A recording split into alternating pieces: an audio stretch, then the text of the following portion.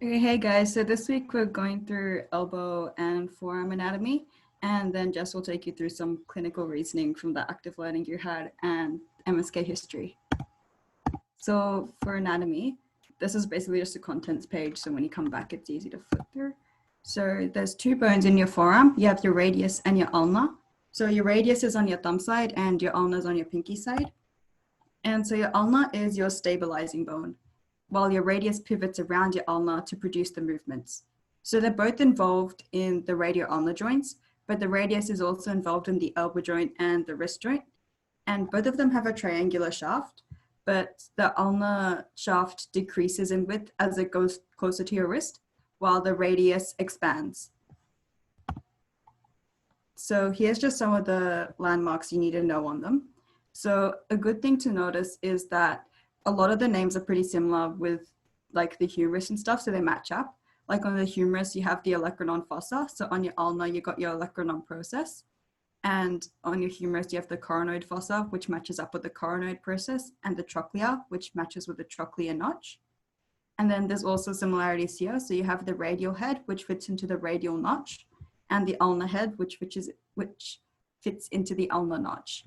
And then they both also have a styloid process. There's an interosseous membrane between the two bones, which we'll go through more later. Another thing to note is that, so there's lots of similar names for like things that stick out. So it could be like a tuberosity or a tubule or a process or things like that. But a tuberosity will always have a muscle or a tendon attached there. So your elbow joint is a hinge type synovial joint. So it can move along one axis. So you can have flexion or extension.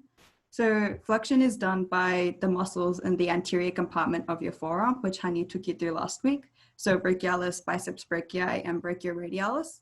While extension involves the triceps, which is the posterior compartment of your forearm, and the anconeus, which is a muscle we'll go through later. So it has two articulations, the trochlea notch of the ulna and the trochlea of the humerus, and also the head of the radius and the capitulum of the humerus. So you can see that over here. So there's two main ligaments. You have the radial and ulnar collateral ligaments, which go on either side. So you're right, they both go from the epicondyle, so you're radial from the lateral and ulnar from the medial. And you also have three bursae. So they basically help stop any damage due to friction. So there's an intratendinous, which is inside the tendon of triceps brachii, and a subtendinous, which is between the olecranon and the tendon of triceps brachii. And the subcutaneous, or olecranon, is between the olecranon and the overlying connective tissue. So a good thing to note here is that the names give a hint to where they're located. So intra means inside, tendinous, tendon, so inside the tendon. Sub means below, so subtendinous, below the tendon, that's why it's over here. And subcutaneous, sub, below, cutaneous skin, so it's over here. Also, we're covering these later on, but there's this condition called student's elbow, which is basically olecranon bursitis, so inflammation of that bursa there. And it's called student's elbow because it's like when you rest your elbow on the table while you're studying. So the elbow joint, the arterial supply is the cubital anastomosis, which includes branches from the recurrent and collateral branches from the brachial and deep brachial arteries. And the innervation is the median, musculocutaneous, and radial nerves anteriorly and ulnar nerve posteriorly. So you have two radioulnar joints. So there's a proximal and a distal. So the proximal joint is the articulation of the head of the radius with the radial notch on the ulna, while the distal one is the ulnar notch of the radius with the ulnar head. And this is also synovial joint, but pivot type. So it's got two movements, supination and pronation. So the way you can remember it is supination is like you're holding soup, and pronation is like you're playing piano.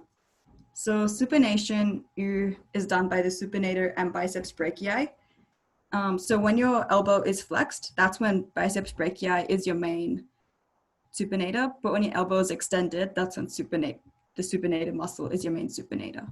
For pronation, you have pronator quadratus and pronator teres, and they both do that. One thing you'll notice is when you have your arm fully extended, it naturally falls into pronation. This is because you have two pronators versus one supinator, because while biceps brachii is a supinator, it's mainly a flexor, so it's not that strong. So that's why your arm naturally folds into pronation. So you have two ligaments here as well. You have the quadrate ligament and the annular radial ligament. So once again, looking at the names really helps. So annular is like a ring and radial around the head of the radius. So that tells you where it is. And it's also for reducing friction during movement. So the distal joint has three ligaments. So you have anterior and posterior ligaments. And you have this articular disc, which is a fibrocartilaginous ligament. And it binds the radius and the ulna together during movement. And it also separates the radioulnar joint from the wrist joint. We'll go through that more next week. So the ulnar notch of the radius slides anteriorly over the head of the ulna during movement. So the interosseous membrane is between the radius and the ulna. It's a sheet of connective tissue, and its main functions are to hold the bones together during pronation and supination. And it's a site of attachment for lots of muscles. And it also transfers the force from the radius to the ulna. It's important to note that there's also small holes for vasculature to pass through. And the main one is for the posterior interosseous artery, which comes off the ulnar artery. So for muscles, like the arm, there's an anterior and a posterior compartment, but they're split into subsections here. So you have superficial, intermediate, deep, or superficial and deep. So just some general rules. So your anterior compartment contains your flexors, while your posterior compartment contains your extensors. And so the superficial and intermediate compartment from your anterior compartment originate from the medial epicondyle, while the superficial compartment from your posterior compartment originates from the lateral epicondyle. And the deep compartments of both anterior and posterior tend to originate from the interosseous membrane or the surface of the ulna or radius.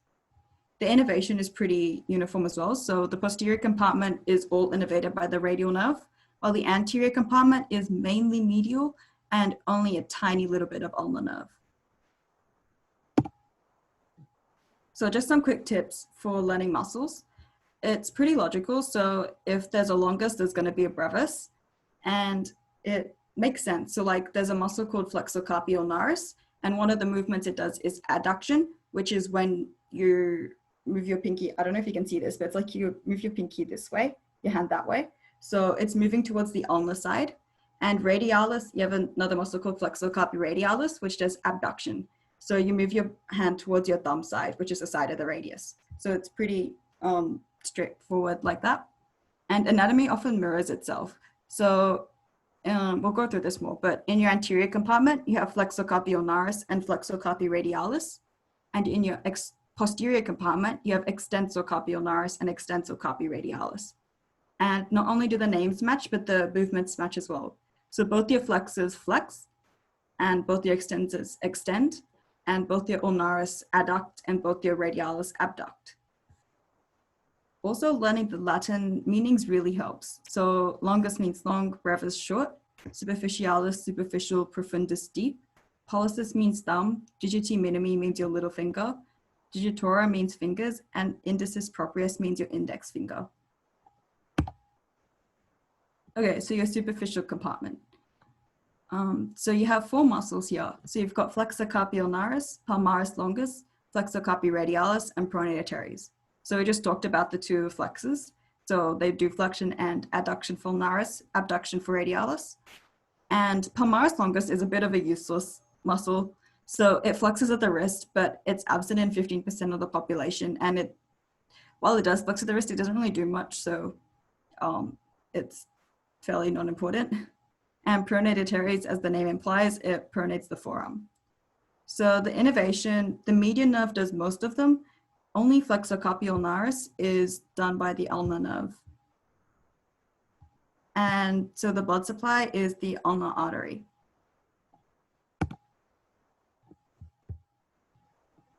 Okay, so your intermediate compartment, sometimes it's considered part of your superficial compartment, sometimes it's considered separate.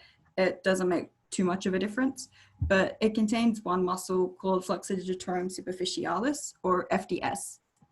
So this muscle flexes at your wrist, your MCP and your PIP joints, So they're just joints in your fingers. We'll go through them more next week. But basically just remember it flexes your wrist and finger joints at 4 fingers. So the innervation is the median nerve and the blood supply is the ulnar artery. So it has 2 origins. So it comes from the medial epicondyle and also the radius. And this is important because the median nerve and the ulnar artery pass between the 2 heads before traveling posteriorly. And for insertion, it splits into 4 tendons, which travel through the carpal tunnel to attach to the finger bones in your fingers. So this is just a summary table, which you can go through in your own time. So for the deep compartment, you have 3 muscles. You have flexor digitorum profundus, which kind of matches the one in the intermediate, FDS. This one's FDP. So this also flexes at your wrist and fingers. And also, like FDS, it splits into 4 tendons, which travel through the carpal tunnel to attach to your finger bones. And don't worry too much about the carpal tunnel. We'll go through that more next week when we go through wrist. So flexor pollicis longus is, it flexes, so if you look at the name, it's pollicis, so it's your thumb, flexor, so it's a flexor, and longus means there's a brevis somewhere. So that basically just flexes your thumb joints. And pronator quadratus pronates the forearm. So the innervation, mainly the median nerve, well, the anterior interosseous branch. So that does the lateral half of FDP and the other 2 muscles. The ulnar nerve just does half of FDP. And the blood supply is ulnar artery. So onto your posterior compartment, so superficial, there's 6 muscles. So brachioradialis is the one extension to the flexors anterior, extensors posterior rule. This is the only flexor in the extensor compartment. So that flexes your elbow. Then you have the 4 extensors. So we have carpi radialis and carpi ulnaris, like we had the flexors in the superficial anterior compartment. And then you also have extensor digitorum and extensor digiti minimi. So the names are pretty similar. So carpi radialis and ulnaris extend the wrist and either abduct or adduct, while digitorum extends your fingers and digiti minimi is an extra one that extends your little finger. And anconius, which we mentioned before, it extends your elbow and it also stabilizes the elbow joint and abducts the ulna during pronation. So the innervation for all of these is the radial nerve, and the blood supply is the radial artery, does the first 5, and then the interosseous arteries, which are branches of the ulnar artery, come off, supply the last 4 as well. So your posterior deep compartment has 5 muscles: supinator, abductor, and 3 extensors. So you have 3 pollicis muscles in here, so they all act on your thumb. So abductor abducts your thumb, extensor, pollicis, brevis, and longus both extend your thumb joints. And extensor indicis proprius extends your index finger, and your supinator supinates your forearm. So the innervation is once again radial nerve and blood supply, interosseous arteries again, which come off ulnar artery, and also the radial recurrent artery and the posterior interosseous arteries supply the supinator. Okay, so onto nerves. So 3 main nerves. First is the median nerve, so the nerve roots are C5 to T1. And for its anatomical course, it enters via the cubital fossa, which we'll go through in a minute, but it's basically just a triangle over the anterior side of your elbow. And this travels between FDP and FDS muscles. And it gives off 2 major branches, the anterior interosseous and the palmocutaneous. So one thing to note is, once again, names really help. So anterior interosseous, anterior compartment of the forearm, and interosseous. So most of the deep muscles come off the interosseous membranes, and that's like, so you can use the same logic here. So the anterior interosseous nerve innervates the deep anterior compartment. And so the median nerve innervates everything in the anterior compartment except for flexor carpi ulnaris and half of FDP. So it does basically all the action. So pronation of the forearm and flexion of your wrist and your fingers. So your ulnar nerve comes from C8 to T1, and it passes posteriorly to the medial epicondyle to the humerus. So it's like when people say they hit their funny bone, what they actually mean is the ulnar nerve, and you can actually feel your the ulnar groove. So you'll go through all those things in Clin Skills sometime this week, next week, or whenever you have it. And so it also gives rise to an articular branch that supplies the elbow joint. And there are three main branches. So there's a muscular branch, palmar cutaneous, and dorsal cutaneous. So cutaneous means a sensory one for the skin, and palmar and dorsal, just both sides of your hand. So we'll go through them more next week. But the muscular branch does the flexor carpi ulnaris and half of FDP. So those muscles just adduct at the wrist, flex the wrist, and do the DIP joints of your ring and little fingers. So they're just some of your finger joints. So your radial nerve, it enters via the cubital fossa as well, and it divides into two branches. So it has a deep branch and a superficial branch. So the superficial branch is sensory, and the deep branch is motor. So the motor functions is it does all the muscles of the posterior compartment of the forearm. So the deep branch does, so it has some other minor branches that come off that do brachioradialis, extensor carpi, radialis longus, but the deep branch does the rest of it. So the actions, basically everything the posterior compartment does, so supination, extension, yeah. And the sensory functions, so that you have the posterior cutaneous nerve of the forearm, and that innervates this yellow area up here. So it's just the back of your forearm. So for arterial supply, you have two main arteries, radial and ulnar. And so they go along either side. So your radial will go along your thumb side, ulnar go along your pinky side. So actually when you feel the pulse at your wrist, what you're actually feeling is your radial pulse. And so they both contribute to the anastomotic network around the joints. But there's two main branches that come off the ulnar artery. So you have this common interosseous, which then splits into posterior interosseous and anterior interosseous.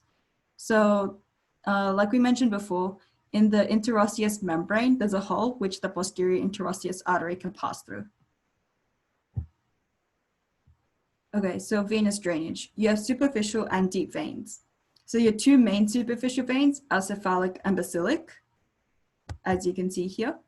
And then, because there's anatomical variation, there's a couple different versions. There's a few different versions for any other superficial veins. So one version is you have a median cubital vein, which connects the cephalic and basilic, which is what you can see over here. So it has an H shape. Another version is you can have a median forearm vein, which splits into a median cephalic and a median basilic vein, which basically connects to the cephalic and basilic respectively. So that forms an M shape. So in terms of deep veins, arteries have paired veins which lie either side and they share the same name. So like you have the ulnar artery, you have the two ulnar veins, radial artery, radial veins, and this was an arm, but brachial artery, so brachial veins. And the perforating veins are just the ones that connect the superficial and deep. So there's one anatomical area that we need to learn. So that's the cubital fossa, which is a triangle on the anterior side of your elbow. So the base is just an imaginary line between the two epicondyles on the humerus, while medial is pronator teres border, lateral is brachioradialis border. Then the roof is the skin and fascia of the forearm and a bicipital aponeurosis. And aponeurosis is just connective tissue. And then the floor is brachialis and supinator muscles. So the contents, to remember this, you can use the mnemonic my blood turns red. So M, median nerve, B, brachial artery, which actually bifurcates to form the radial and ulnar arteries in the fossa, and T, tendon of biceps brachii, R, radial nerve. So the median cubital vein is important, and that's contained in the fascia, which is in the roof. So it doesn't go, so it's not strictly speaking part of the contents, but it does exist in the roof. So the median cubital vein is a common place for venipuncture. And when you are measuring blood pressure, I don't know, you should have done that last time, but I don't know if you did. You basically measure the pulse of the brachial artery, which is just above your elbow. Okay, on to Jess. Yes, to me. Okay. Yeah, next slide. We're going to be taking you through clinical reasoning and history today. Yeah, so this is from like that one active learning that you guys got. And a lot of us didn't learn it because we didn't think it would come up, but I think it was 2 questions on the exam. So absolute rip. But we've just basically compiled the different things that you have to know into like the slides here. And hopefully that's extensive enough to cover you guys for the exams. So basically for the ways of reasoning / knowing, you've got these 5 here. They're literally what they say they are. So like hypothesis testing is you test your hypothesis, object recognition is that you recognize an object.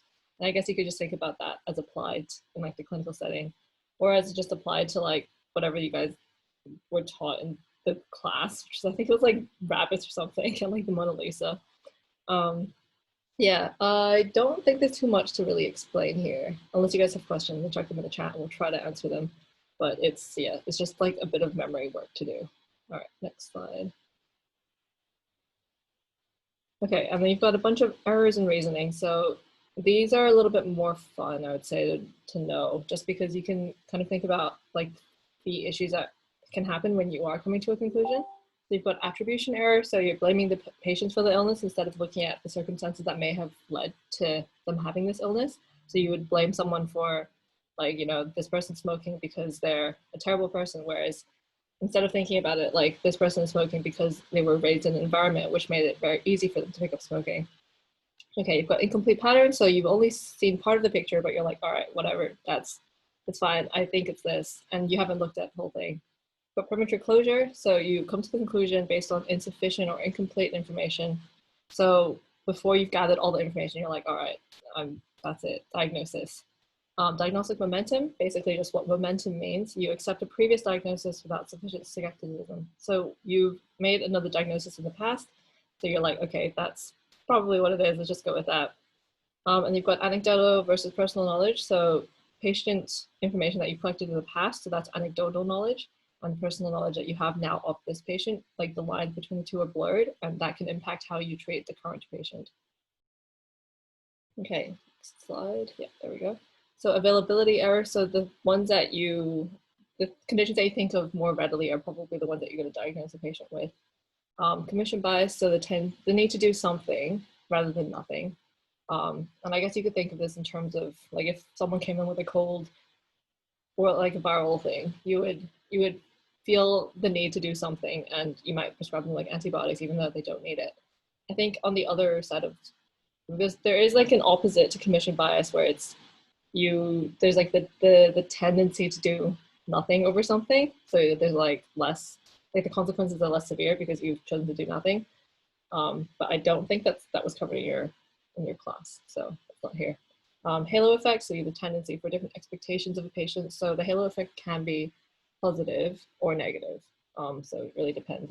It's just like the disparity between what you expect and like the actual thing.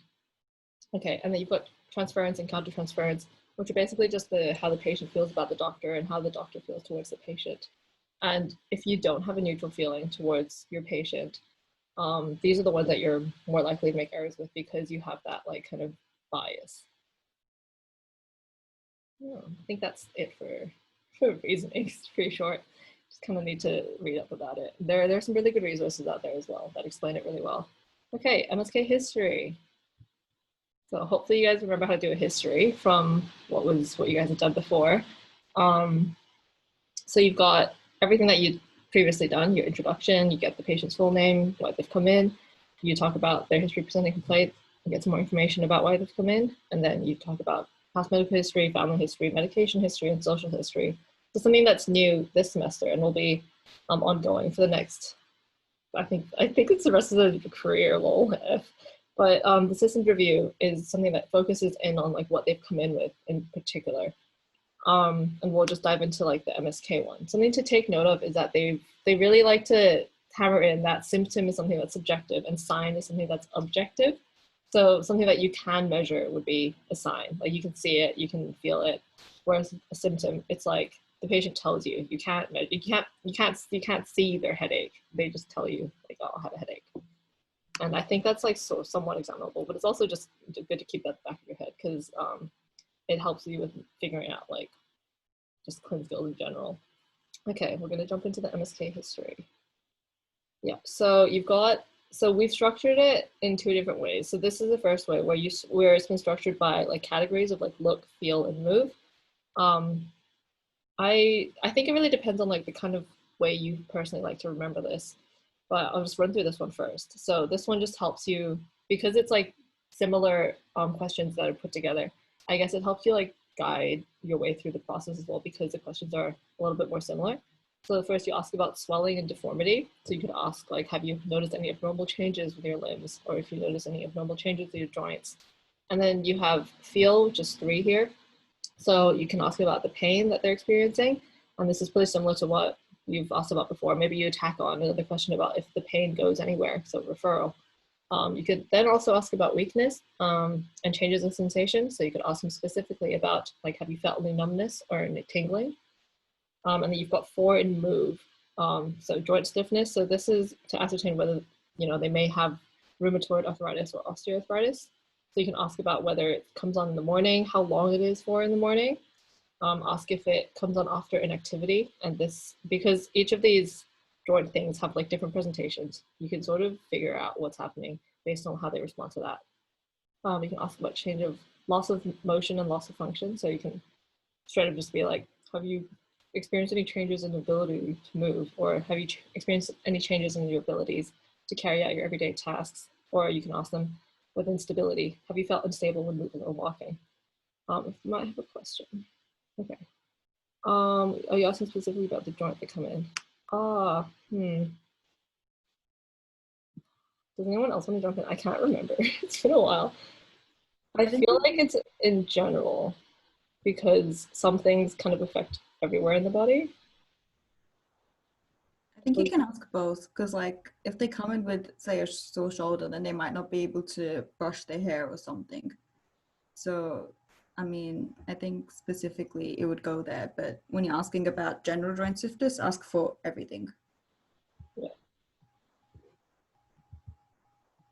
Yeah, and I guess if it's like an upper limb thing, you would still want to ask about like instability when walking, just in case, because I think there are some conditions that affect like all the joints in the body. So if they've got like one affected joint, they're probably going to have like, it's going to present in like elsewhere as well. Off the joint above and below as well. Yeah, it's a good point. Okay. Hopefully that sort of makes it a bit clearer. Okay, so there's another way to structure this, and it's literally just by remembering a mnemonic. If you want to click onto the next slide. So I think a lot of us start off with this one just because it makes sure that you don't forget any point. And the mnemonic for this is pills with DJSC. And the context for this is that there used to be a med student that was also a DJ with the initials SC. I don't feel like I should say his name because I think he's a doctor now, but yeah, the mnemonic is that, and you can go ahead and just go remember that if you would like. I think that's the one I used for the actual like history. And it's fine if you structure it like this as well. Like even though the items are a little bit more like not in order of like logical order, it's chill. Ooh, Steve Carell, I like that. Thank you, Isabel. Yeah, but this is basically the same list as what we had before, just structured in a different way, and it's all chill if you want to use that. Well, I think that might be the, oh no, I've got more. Sorry, next slide. Yeah, okay, so in terms of once we start systems reviews, they'd like to try to get us to ask like systemic features as well. So things like fever, weight loss, and fatigue, these are the 3 that they try to tend to get us to hit. I think it's like indicative of something more serious. So like cancer would present with like weight loss and fatigue. Oh, I think night sweats is one as well.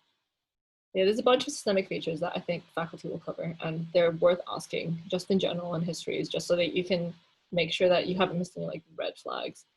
And in terms of MSK specific other things that you might want to consider, just so it's a bit more complete, you could ask, if it's like an upper limb injury, you could ask about which hand they usually use, like which hand is dominant. So that if they're like, oh, you know, I use my right hand, it's been really hard to do things with my right hand because I've had this like swelling. You could be like, you could think about it and be like, oh, you know, clearly that's been impacting them a lot, and that's going to be something they're concerned about. You've also got mechanism of injury, so you can ask like, how do you think it happened? And I think that can help you narrow down like what's going on with them. So if they're like, oh, you know, my arm hurts, and you're like, oh no, like what do you think happened? They're like, oh, you know, I slammed it in the door. You could be like, okay, yeah, that's fair enough that your arm hurts. Whereas if it was like, don't know what's happened, could be something completely different. And then occupations or hobbies, I think is quite big in terms of like how it's impacting them like holistically, because sometimes you can't work as well as you used to be able to, or you haven't been able to go about your normal day-to-day life, or you haven't been able to continue with your hobbies because of the injury. And I think faculty likes to see you ask about that and to empathize with the patient when they're like, oh, you know, this has been hard, I haven't been able to play tennis in a while. And yeah, I think that's pretty much it. Cool, yeah, that's it for me. Okay, so I just got some anatomy questions for you, and don't worry if you can't remember what's happening, because we only just went through it. But yeah, so just answer in the chat.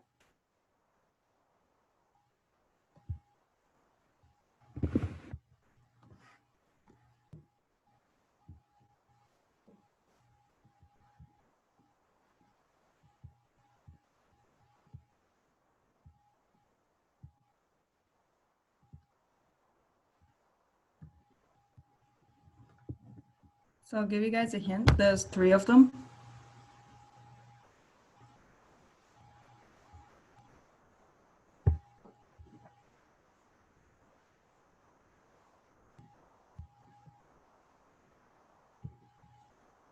Yep, that's good.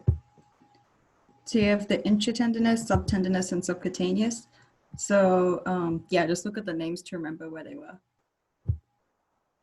So bonus question, which one is implicated in student's elbow?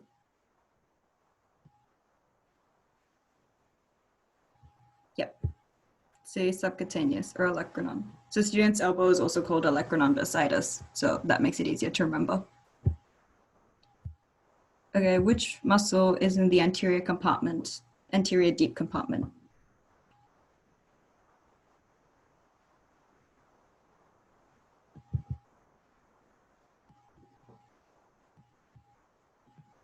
Yep. So just remember, look at the meaning. So profundus means deep, so deep compartment, and the others are all in the superficial. So flexor carpi and palmaris are both in anterior and brachioradialis posterior. So bonus question, can you name the other muscles in the anterior deep compartment?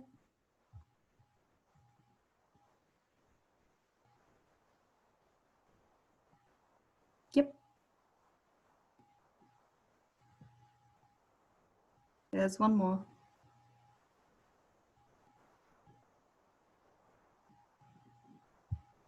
Okay, so flexor pollicis longus is the other one. So what comes from the medial epicondyle?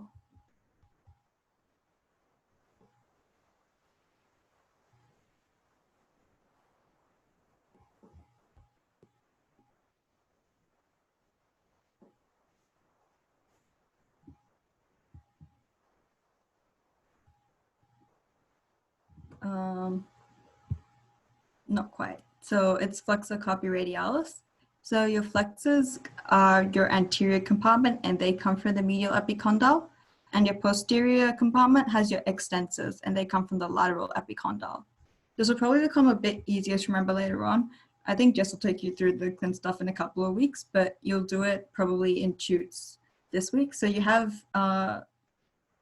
tennis elbow and golfer's elbow. So basically each of them involves one of the epicondyles. So tennis elbow involves your lateral epicondyle and there's a problem with extension, but golfer's elbow involves your medial epicondyle and there's a problem with flexion. And it's easy to remember if you remember the 2 sports, because in golf, like you flex, you have to flex, and in tennis you have to extend. So it'll be easier to remember once you do that. But yeah, look at the major rules to try and figure this out.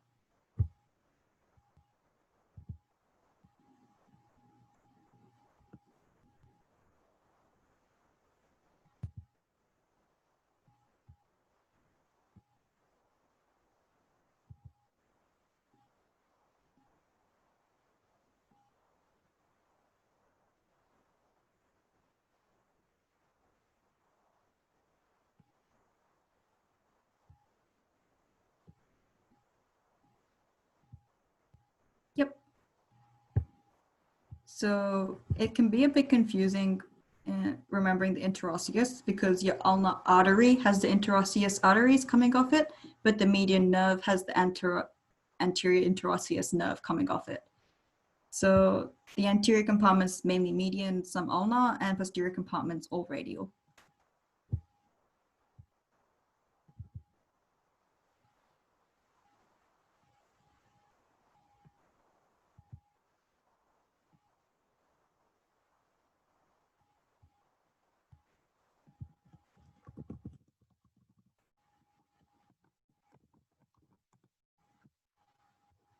Yep, good job, guys. So cephalic and basilic are your main superficial, and then the deep veins are paired with the arteries and share the names.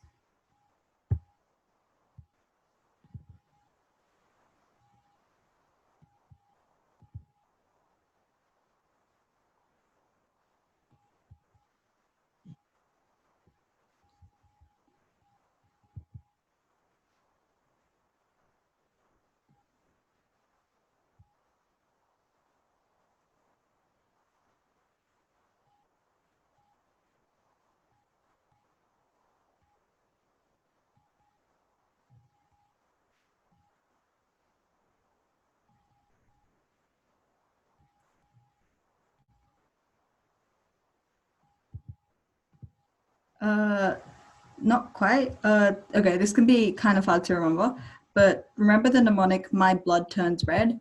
So median nerve, brachial artery, tendon of biceps brachii, and then the radial nerve.